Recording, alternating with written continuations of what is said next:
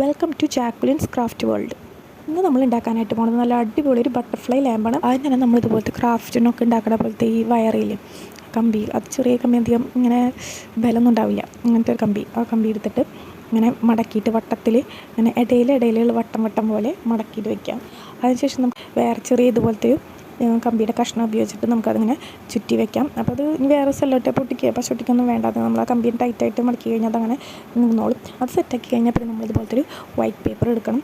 White paper എടുത്തിട്ട് വളരെ butterfly നമ്മൾ വരച്ചിട്ട്, ഇപ്പോൾ വരയ്ക്കാൻ തീരെ അറിയാത്തവരാണെങ്കിൽ ട്രേസ് എടുത്താലും മതി. എന്നിട്ട് അത് വരച്ചിട്ട് അതേപോലെ വെട്ടിയെടുക്കാം.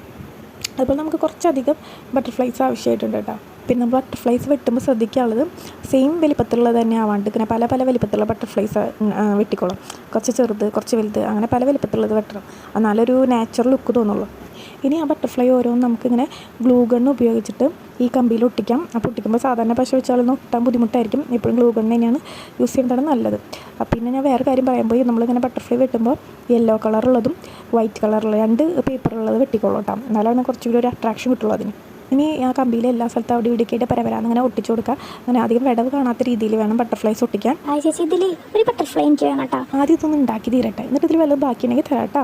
കുട്ടൂസിന് ഞാൻ എപ്പോൾ ഉണ്ടാക്കുമ്പോഴും അത് എന്തെങ്കിലുമൊക്കെ വേണം. അപ്പോൾ നമ്മുടെ ബട്ടർഫ്ലൈ ലാമ്പ് ഏകദേശം ഒന്ന് സെറ്റായിട്ട് ഇതിൻ്റെ ഉള്ളിലേക്ക് ബൾബ് വെച്ചിട്ട് നമ്മൾ ഉണക്കി കഴിഞ്ഞാൽ നല്ല സൂപ്പർ അടിപൊളിയൊരു മോഡേൺ ലുക്കായിട്ടുള്ളൊരു ലാമ്പ് കിട്ടും. അപ്പോൾ എല്ലാവർക്കും ഇഷ്ടപ്പെട്ടു വിചാരിക്കുന്നു. ഇഷ്ടപ്പെട്ടു കഴിഞ്ഞാൽ ലൈക്ക് ചെയ്യാനും സബ്സ്ക്രൈബ് ചെയ്യാനും മറക്കല്ലേ.